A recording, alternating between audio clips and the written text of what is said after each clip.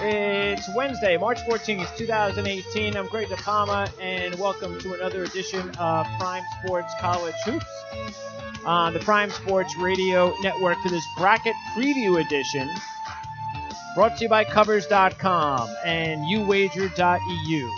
Covers.com handicapper Mark Lawrence will be joining us real soon as we go inside the entire bracket with seed predictions, futures, props, Cinderellas, Final Four picks, and more as Prime Sports College Hoops on the Prime Sports Radio Network starts now.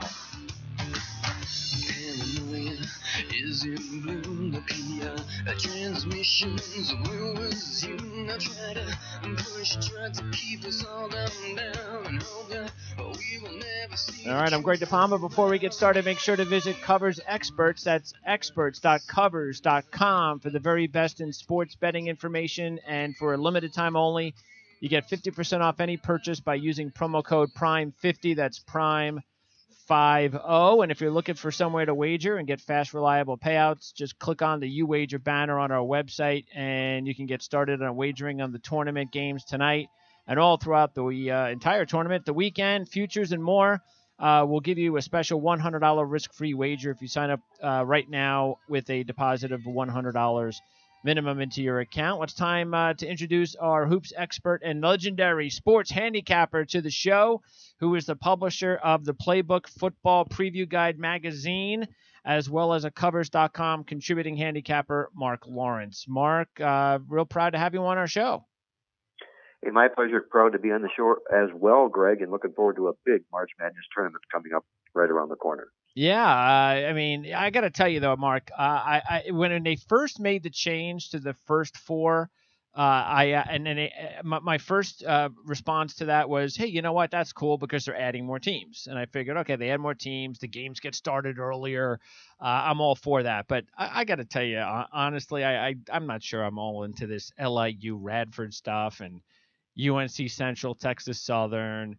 I mean, okay, they get a win, but is that really a win? Does anybody really care that they beats a 16 seed? And I don't know. I mean, I'd rather just get it started on Thursday, to tell you the truth, but that's me. Well, I'm a little bit old school like you. I like the old 64-team standard format where we knew what we were dealing with. It also allowed us a little more time to handicap those 64 yeah, teams. That's true too. I agree. So now we've got to put a little makeshift plan in place. Looking at the St. Bonaventures and the Arizona State Syracuses, and then the what we call non-line teams who don't figure to be a factor. But the interesting thing is, out of these play-in games, these first four games, that whoever wins those has gone on to win at least the opening round game once 5 years in a row. So some intrigue for them, some good fan support for their local following. But I'm with you. I would revert back to the 64 standard team format and let the ball go. Well, I've got your bracket here, so I'll go over a bunch of questions regarding the bracket, and I've got a whole lot of them. I know how to set you up on these questions. There are a few things that I see that we agree on and a few that I know that we don't, so that's kind of cool. But do you have, I don't notice here, you just mentioned that first four deal.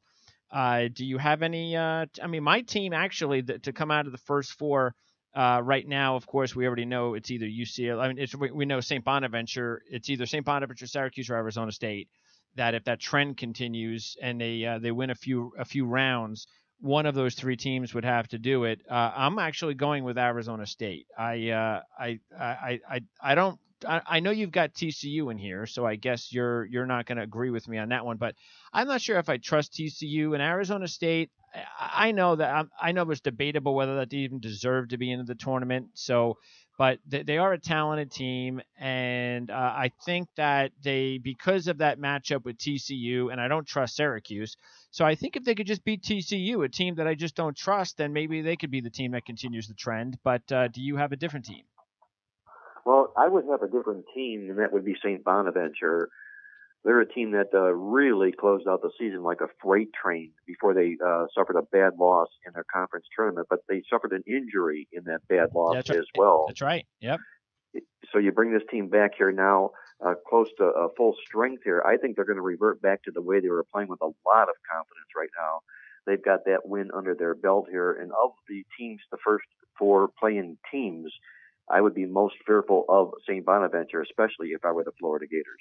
Yeah, that was Courtney Stockard, who had the hamstring injury, didn't play in that game against Davidson. Davidson beats them, goes on and beats Rhode Island to get in. I guess they knock out Notre Dame. But Stockard is a very big player for St. Bonaventure. And also, of course, Adams, their top player, didn't play for like the first 6 games, I believe, of the season or something like that.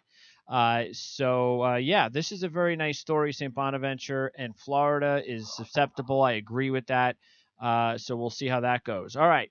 Let's get into it now. I tell you what we'll start with. Let's start by talking about, I know we've got the props.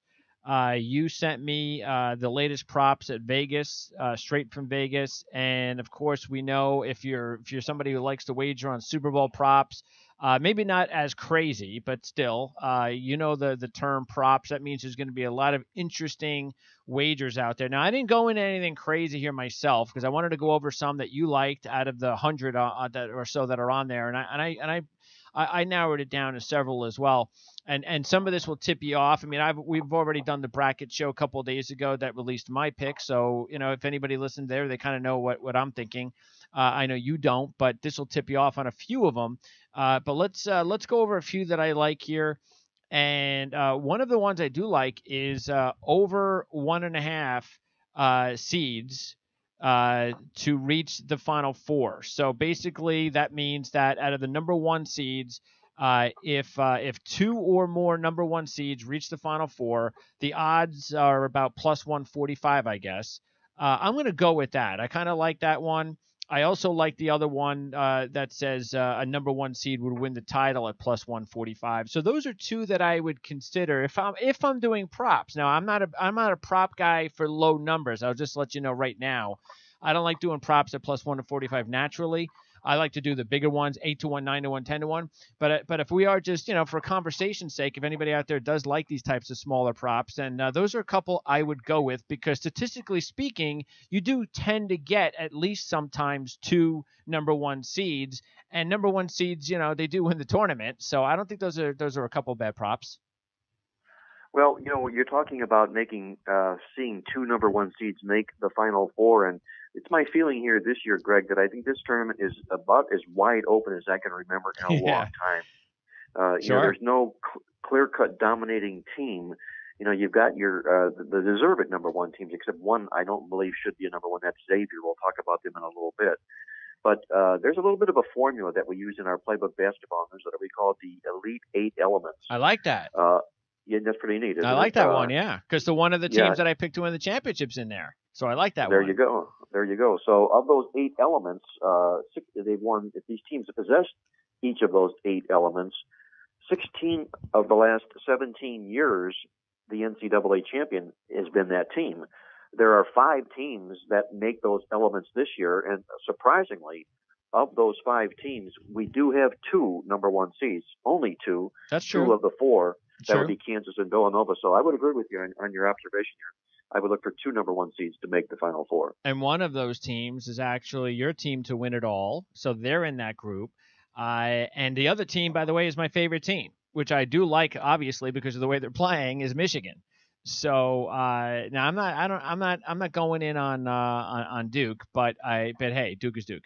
But still, that's a good one. And by the way, out of those 8 elements, again, 16 of the last 17 NCAA champs each possessed all of these 8. One of them I'll just throw in there is either a 1, 2, or 3 seed from a major conference. So that's interesting. Yeah, that's right. They have to be a 1, 2, or 3 from a major conference. Their coach has to have good experience in the tournament here. They have to play good offense. They have to play good defense. They have to face a pretty good schedule.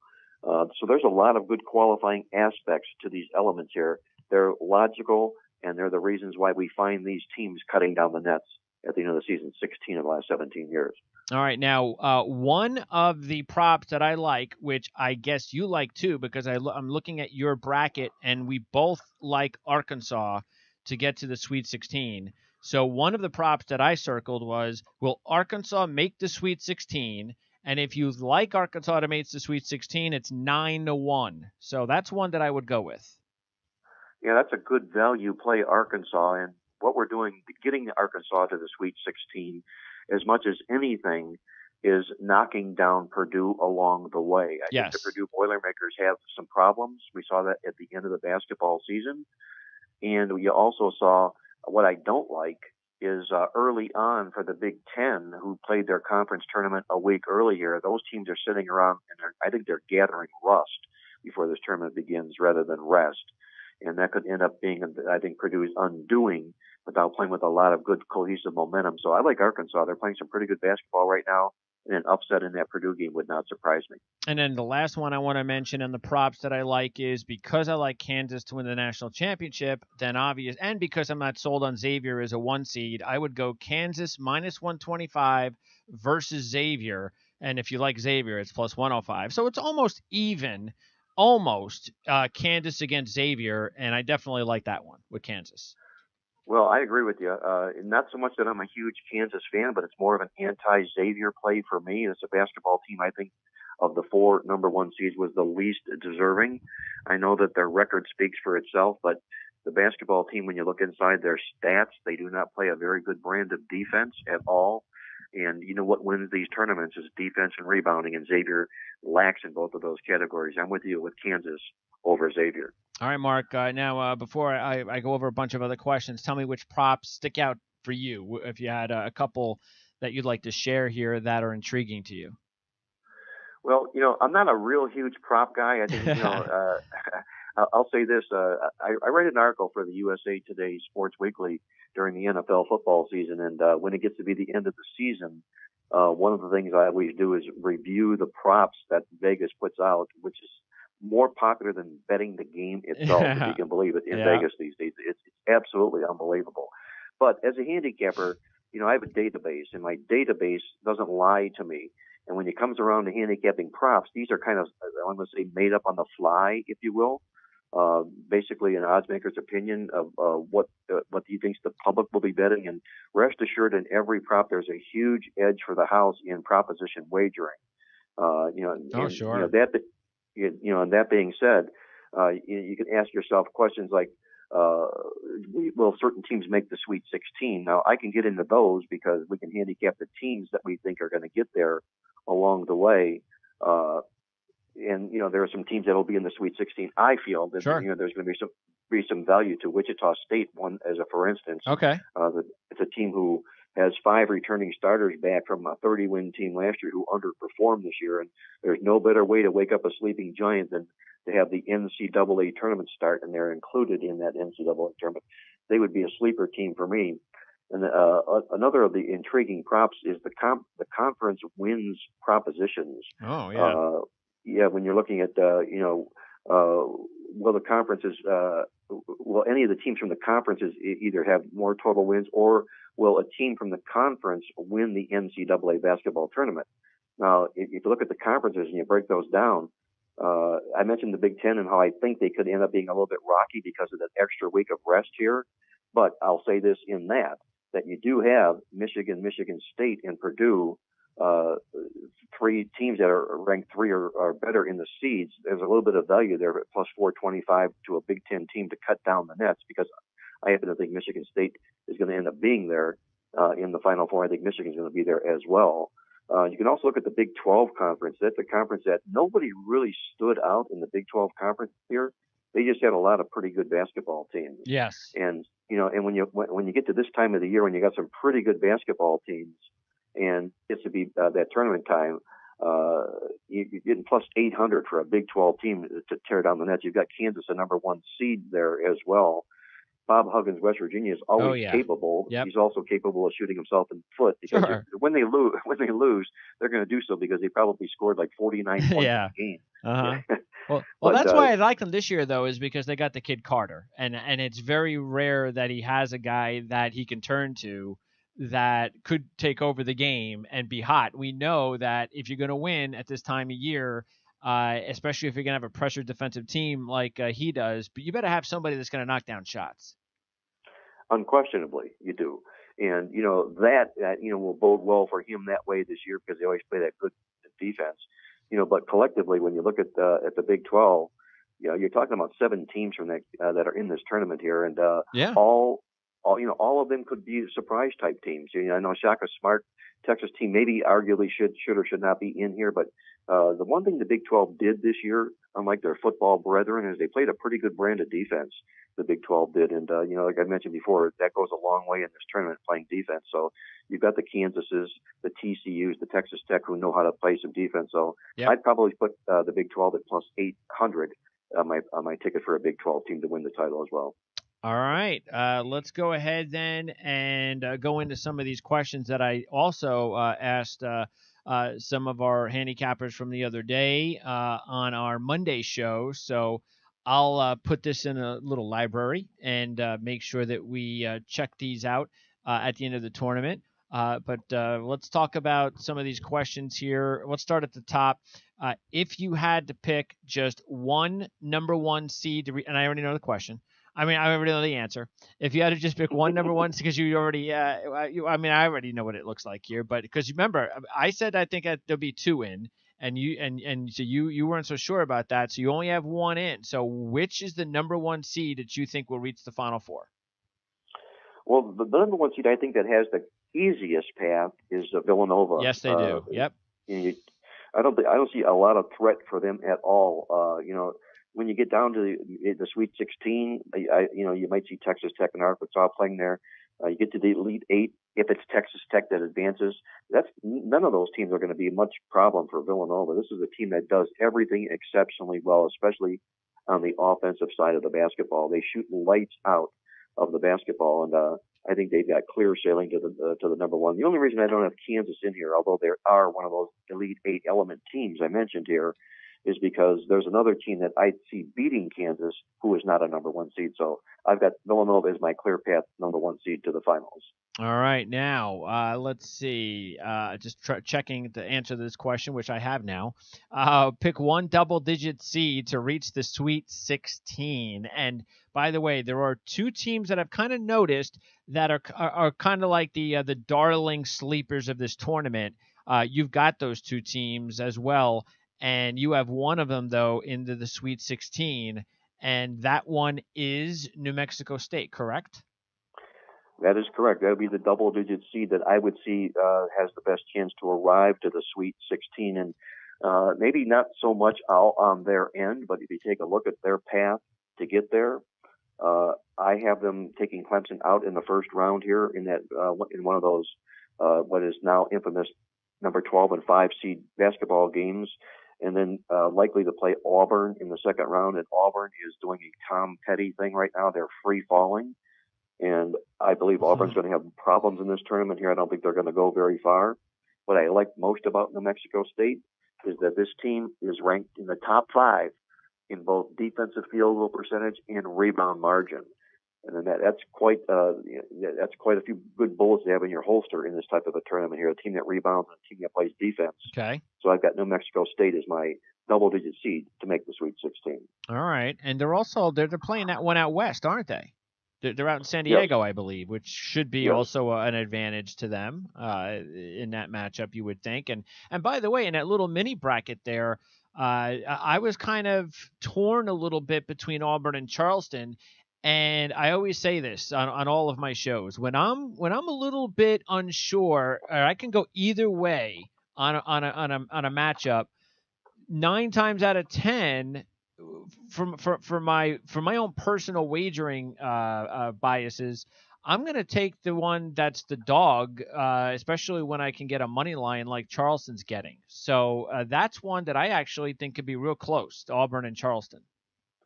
I think this game's going to go right down to who scores last. I think Charleston can scare the you-know-what out of Auburn in this basketball game for the reasons I mentioned against Auburn. But you're also talking about a Charleston team that lost only one game by more than 11 points this basketball season here. Wow. They've got 5 starters back from last year's team. And that's a lot of confidence that when teams bring 5 starters back into this tournament, that's oftentimes a huge edge, at least from an experience standpoint.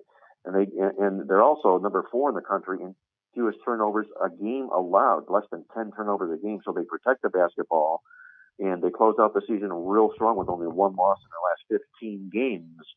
I think Bruce Pearl's not sleeping at night right now as we're speaking about this Charleston team. This could be one heck of a basketball game. And by the way, you're speaking about money line plays in Charleston. There's a team out there that is a 3-1 money line play that I see here. That is a team that is that looks to be the top upset for you, which is also a top upset for me, and it's another 12-5. And that's South Dakota State against Ohio State. South Dakota State, with all that experience as far as the tournament, they're very upset about the way they played last year, getting beat up by Gonzaga. They've got the kid Dom, who's a really good player.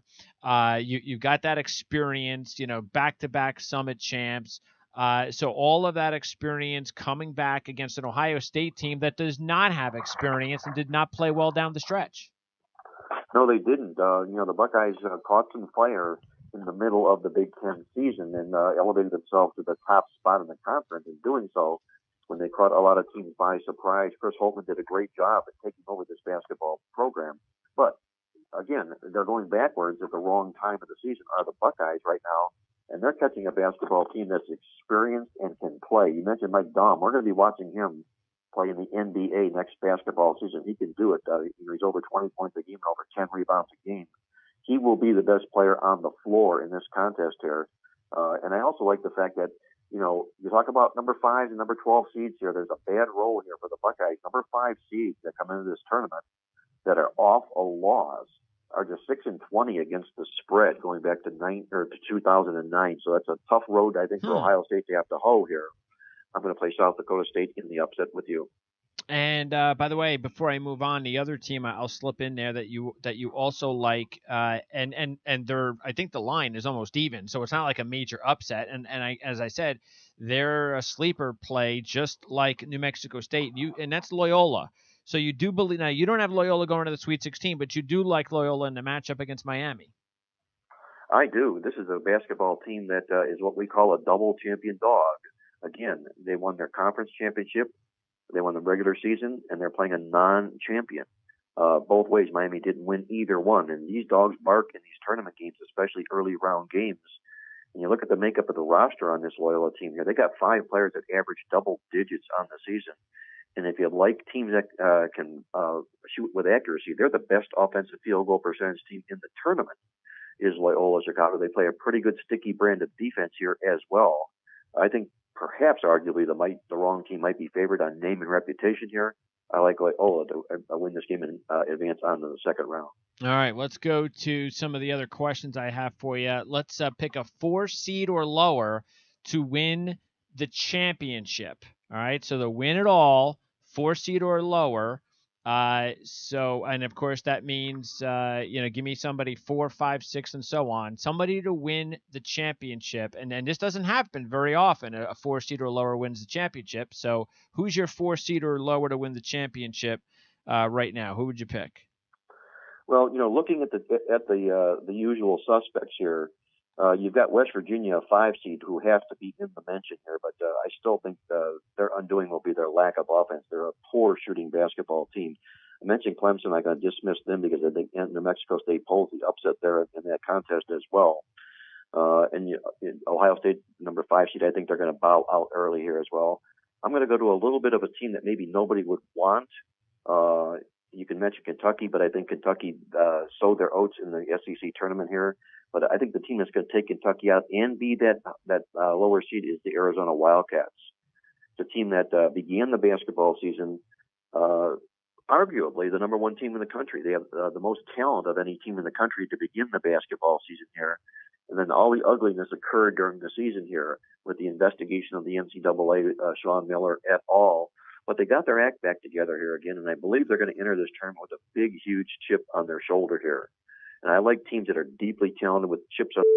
I think the Arizona Wildcats could be that number 4 or lower seed that could surprise and possibly cut down the nets. Okay. Arizona it is. Let's now go to picking a 7 seed or lower to reach the Final Four. And this has happened quite a bit lately. I think they're on like a 5 or 6 year run. And last year South Carolina made it. So 7 seeds or lower happen to reach the Final Four. So it's just a matter of finding them. So who would be your favorite 7 seed or lower to reach the Final Four? Well, you're getting a little bit in the deeper waters here because you're asking 7. You're asking for a surprise team to basically be a Cinderella. That's is right. What you're really looking, Yep. what you're looking for. And if I don't want to reiterate New Mexico State or South Dakota State or even Loyola Chicago, because I wouldn't be surprised if any one of these 3 basketball teams answers that particular question. Wow. But because we've talked about them, I'm going to say the Arkansas Razorbacks. Okay. Only because I believe they're in this weak bracket here, and I think Purdue is vastly overrated. So I'm going to put Arkansas in that slot. Like I say, if it's not any of the other 3 number seeds that we talked about, South Dakota State, Loyola, or New Mexico State.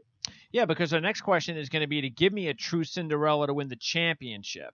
And this just really, the term Cinderella really to win a championship has changed over the years because it does. I mean, I don't know if you really would say a team like when North Carolina State Villanova won the championship, they were Cinderellas, but it's very difficult to call a team from the Big East or the ACC a Cinderella.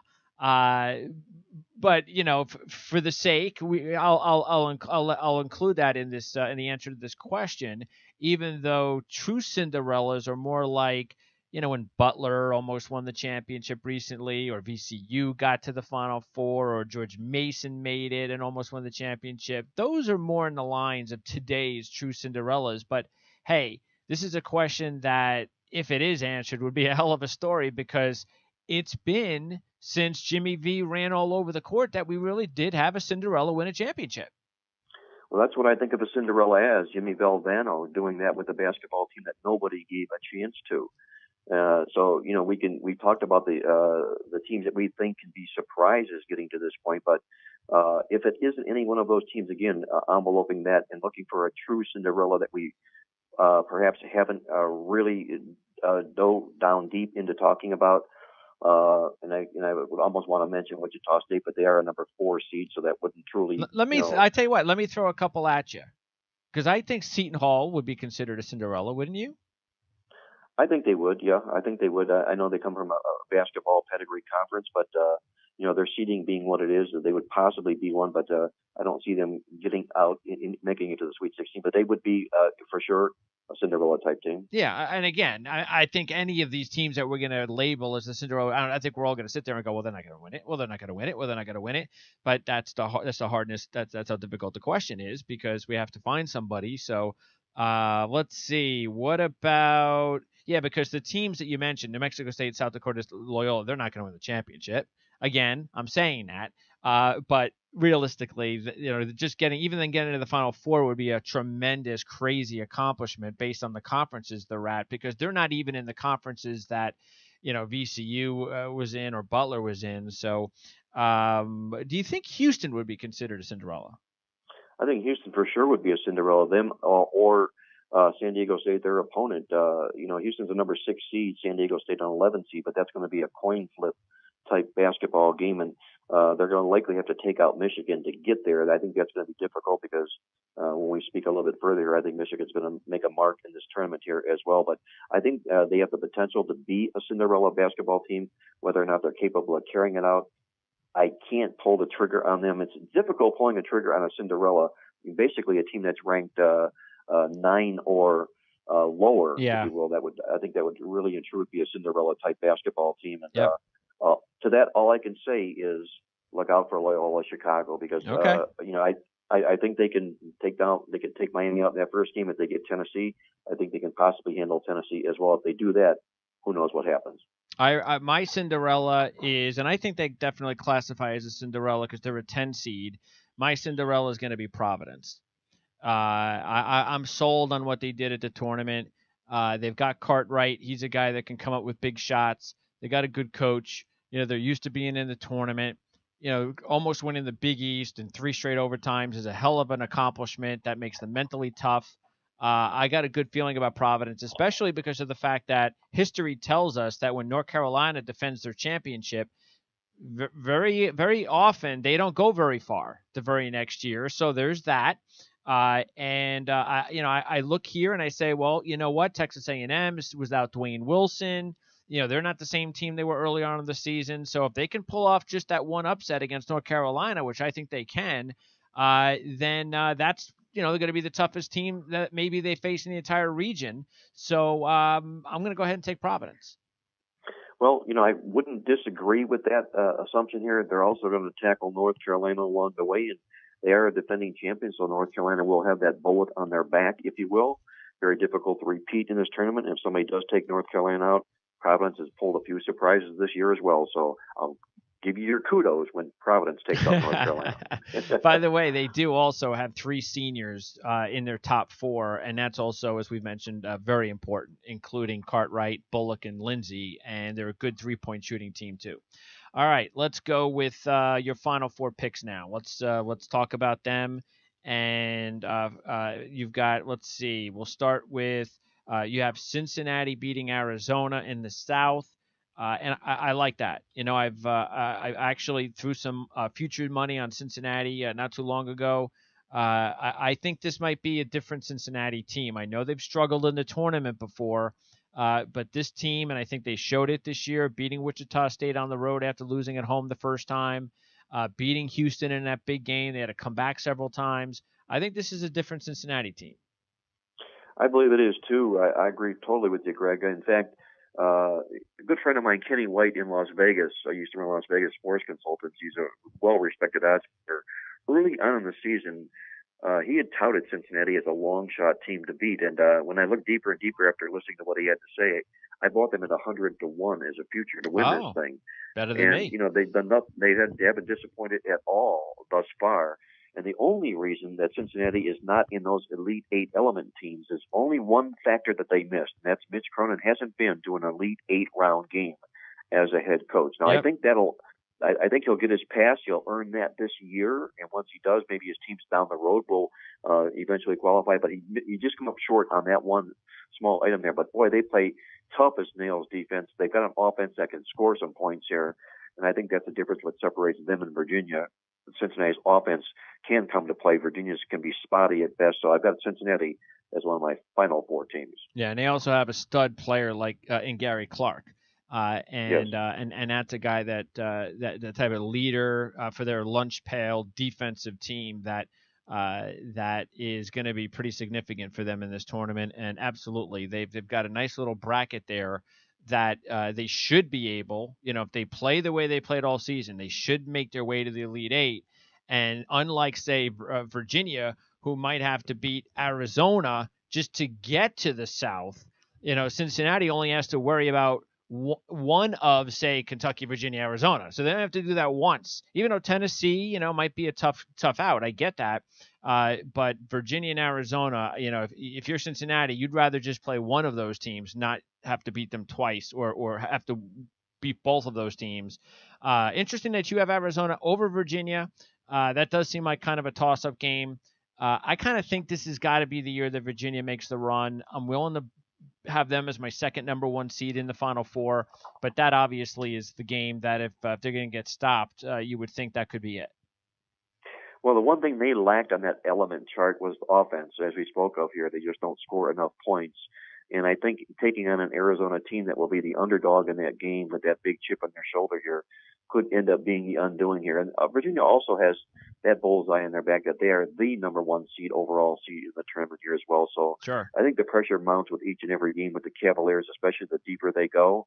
So if Arizona doesn't take them out, I've got Cincinnati taking them out in the Elite 8. I actually thought Virginia got robbed in the way that this bracket got put together. Wow. Yeah, they should have been in Villanova's region. I mean, they're the number 1 seed, so why don't they get the easiest region? Well, that makes no sense to me. Well, a lot of what the committee did made no sense to me at all. I mean, we could do a whole other show and talk about the teams that didn't make this tournament and some teams that did. Oh, yeah. This is, I think, the worst year of seeding teams in my memory. It's easy to shoot bullets at the committee, and a lot of people love to do that in an after-fact type thing, and I'm not that kind of a person that does that.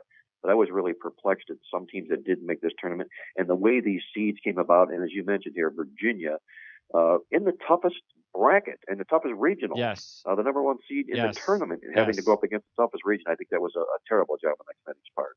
And Cincinnati, you have in the Final Four, they would play the winner of Michigan and Gonzaga in your West Final, and that is Michigan. So you have Michigan-Cincinnati in the Final Four.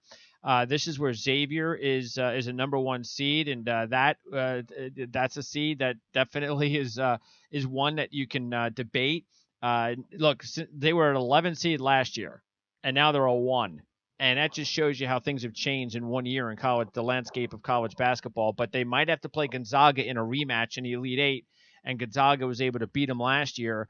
And I agree with you. I like Gonzaga to get through that and get to the Elite Eight. For me, it's Michigan-Providence. Again, I'm a Michigan fan, so it's kind of hard in that situation. But I like your Michigan-Gonzaga final with Michigan beating them. I like both teams, and I think they're both also pretty good for futures. I would play both teams in the futures right now. I think they're both ranging in the teens, and I think that's pretty good.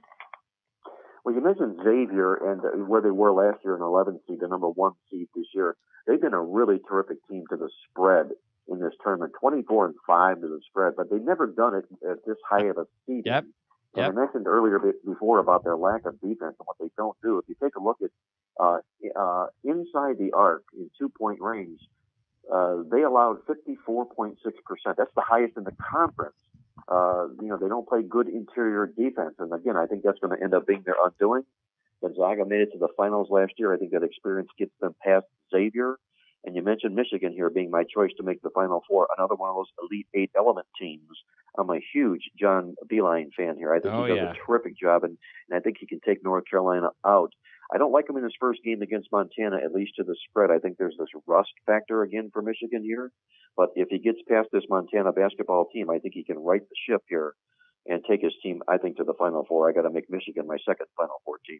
All right, and then in the East, you've got Villanova over Texas Tech to make the Final Four, and you have Villanova, Wichita State. Now, I have West Virginia beating Wichita State, but that's going to be such a tough game and a really good game to watch if we get to see that one. So that can go either way. And I definitely like the Texas Tech Arkansas matchup there, and you like Texas Tech Villanova with Villanova going to the Final Four. I do. I think it's clear sailing for the Wildcats here this year. I mentioned their offense and how superlative it is. It reigns over everybody in this tournament here. He's also got the experience factor. Jay Wright's team, defending champion a couple of years ago. And I think they're in the weakest region here. There's nothing underneath them that is a threat to them. And I had to go so far as to put Texas Tech in the Elite Eight. And that's only because of a lack of good quality teams. I've got St. Bonaventure playing Texas Tech. I mean, if Bonnie takes them out, I wouldn't be surprised. But it's only Tech's defense that was pretty good this year. I think that carries them this far. But they're, again, one of these teams of the Big 12 Conference where no one stands out. And because of the defense here, I've got Texas Tech playing Villanova, but I think Villanova sweeps them aside and becomes the third of my Final Four teams. Yeah, Texas Tech could definitely be a team that nobody's expecting to get that far. Yes, the region has something to do with it, but they do have a superstar in Keenan Evans, and that's always going to help. They also beat Kansas. That was important for them early on in the season, or right around early January. That helped them out. So I like the progress they're taking right now, but that would be a big mountain to overcome a Villanova team in the Elite Eight if they do get that far. In the Midwest, now this is some region where you've got Kansas, Michigan State, and Duke in the same region. So I'm sure those coaches really appreciated that. But you're going to stick with the Michigan State, Duke, Kansas, and throw in that New Mexico State team to get to the Sweet 16. Yeah, it's all about crunching the numbers at this stage of the tournament here. When you get down to the Sweet 16 and move out forward, and those number crunching is the reason that I'm on Michigan State, another of those Elite Eight element teams. But what I like about them this basketball season here is what they bring to the table here. They're the only team in this tournament that's top 5 ranked in offensive field goal percentage, defensive field goal percentage, and rebound margin. And they also are an excellent team as well in shot blocking, number 1 team in the country. So they bring all these good things statistically to the table here. you also meld into the fact out of my database that Tom Izzo has excelled in these tournaments in years when he has been upset in his final game of the season. He was beat by Michigan as a favorite here, and when he's done that, he's been terrific. He's gone 22-8 straight up in 19-10 and one of the spread in tourneys in those types of basketball seasons here. I think with all these numbers behind Michigan State here this year, I think he wins his second NCAA basketball title. All right, and beating Cincinnati, you have it when it's all said and done. I mean, there are a couple of teams that I like there. Again, I think Arizona State's the one team that if I was going to pick a team, and again, the first four to go far right now, it is Arizona State. They've got the top three seniors on the team. That's helpful. They can shoot the three. And they've got some big wins this year. I do think Bucknell is going to give Michigan State problems. Once again, based on experience, they were there last year. They gave West Virginia all they could handle. All their starters came back from last year's championship team. Their top three players are seniors. So I don't even think that first game is going to be easy at all for Michigan State. And then, as I mentioned before, Charleston as a team also to look out for against Auburn. So even though it's a very tough region with all the top teams, and you've got enough to worry about there. There are some other possible sleepers there as well. So you've got Michigan State to win the championship, and right now, what are they right now about? What are they about? 6-7-1 to win the championship? Yep. You Okay. can get them right in that range right there, 6-1, yes. All right, and then my final question is for futures picks. I asked this question for the other analysts the other day, and that is if you had 5 individual $100 wagers to select either in the regionals or the championship. Now, these are for futures only, so it's either to win the regionals or win the championship. Which 5 wagers would you make? And I believe, even though I think our other analysts all went with the championships, and I, of course, threw Providence in there since I like Providence as a Cinderella. I think they're like 35-1 or something like that to win the region, or maybe higher. You're gonna go all regional? Is that what you're gonna do? I'm gonna go regions here only because we've discussed who I plotted out to make it to the San Antonio, if you will, those Final Four teams, and those would be obvious choices, but they're chalky in a sense, other than perhaps Cincinnati, the Villanova, Michigan State, Michigan type of things. But let's look for some value inside the regions. Okay. And, when I'm saying value, I'm talking, these are teams that are going to maybe go against my choices to make the Final Four. But if I'm right on any one of these teams, it's all about value. And, value means when it comes to beating or knocking the sport down. In the East region, I'm going to play Wichita State at 8-1 to win the East region here. Like I said, Villanova looks like they have clear sailing here. I think if there's one trouble spot for them, it could be the Shockers because of that experience. Okay. Those 5 returning starters. So I'm going to make them my East regional pick from a value standpoint here. Okay. In the South region, I'm going to go right back to the team we talked about earlier, the Arizona Wildcats, that chip on their shoulder type team. At 4-1, and the only other consideration I would probably bet on the side, and you wouldn't know it, would be Loyola Chicago to win that regional because I think they're that sneaky good. Okay. And only from the value standpoint, you're talking 60-1 here. 60-1, got it. Okay. 60-1 to win the South. And, good. Yeah, so that's going to catch my attention here. In the Midwest, it's a little bit more difficult, as you mentioned here, because we've got the monsters there, the Kansas, the Dukes, the Michigan States. So if there's a sleeper team in a side to dismiss those 3 teams because they're all rather chalky here, the one guy I think that has the potential to play back to the form that he played all season long might be Rhode Island, the Rams, at 30-1. They're going to take on a team I think they can handle in the opening round in Oklahoma, another team that's free falling as we're speaking here right now. Yep. If I was correct on that assumption here, it would be the Duke Blue Devils that will play, and we know Duke. Duke has been known to either cut the nets down or leave when they shouldn't. So that's right. For the money, for the value, the Rhode Island Rams, I think for the value in the Midwest region there, and to wrap it up in the West region here.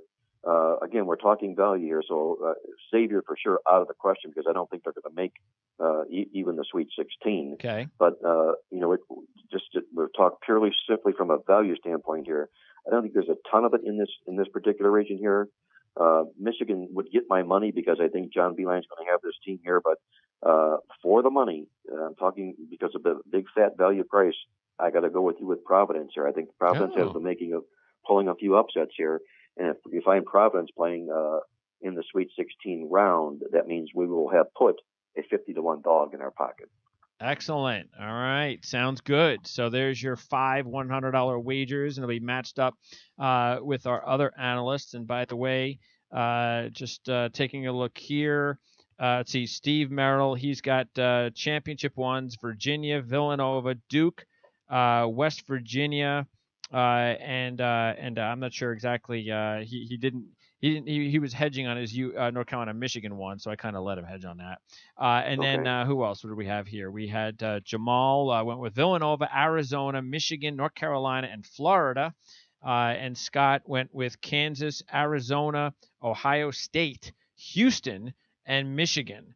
So those are those guys, and they're in the books. And we'll see how it all works out when we update it accordingly. And by the way, our next show is going to be on Saturday, so we are going to do it on Saturday morning, and we're going to get an opportunity to wrap up the first 4 and the first round games, and then preview the games over the weekend. So, Mark, this was really great. Love the opportunity to talk to you, and especially, I mean, look, is there a game? There's a game going on right now, isn't there? Did the game start at 6:30? Is that when they start those games? Yeah, right now, as we're speaking live, there's a game going on right now. And just before we go, let me make one little closeout comment here on those regional picks here. It's not going to be the wins and the losses because we're, with those long shots, we're probably not going to win many games. And all we need to do is to put one of those long shots in our pocket to produce a profit. Correct. And that's what we're looking to do, is just show that profit in the region. That's and also, all these things that we talk about here, my stuff is always available at covers.com. I post up some nice articles there for people to read as well, and my picks are available on a daily basis. We've been on a real nice winning run going into the tournament, so nice time to be visiting the boys at covers.com. All right, awesome. Well, Mark, I appreciate it. I look forward to talking to you again sometime real soon, and enjoy the games. And again, thanks a lot. We'll talk to you later on. Greg, it was my pleasure. As always, we look forward to catching up with you before the final game. Have a good time and enjoy the tournament. Thanks, Mark. All right, that's Mark Lawrence. And again, you can check out Mark and the other covers experts at experts.covers.com. And as I also mentioned before, we've got that 50% off any purchase at covers.com for the experts. Use the promo code PRIME50. That's PRIME50 at covers.com. And again, experts.covers.com. Place a bet on the tournament. Click on the banner on our website, the UWager banner. And as we mentioned before, you're going to get a special $100 risk-free wager if you sign up this week when you deposit $100 minimum into your account. Okay, so that's going to wrap it up. As I said, we're going to be back on Saturday at 11 o'clock Eastern time. Jamal will be with me, Scott will be with me, and we'll have a Covers handicapper with us for sure, or at least that's the idea. And we'll also be back to preview the Sweet 16, the Final Four, the championship. We'll have at least 5 more of these shows before it's all said and done. So for Mark Lawrence, I'm Greg DePalma. Thanks for tuning in to this edition, this special bracket preview edition of Prime Sports College Hoops on the Prime Sports Radio Network.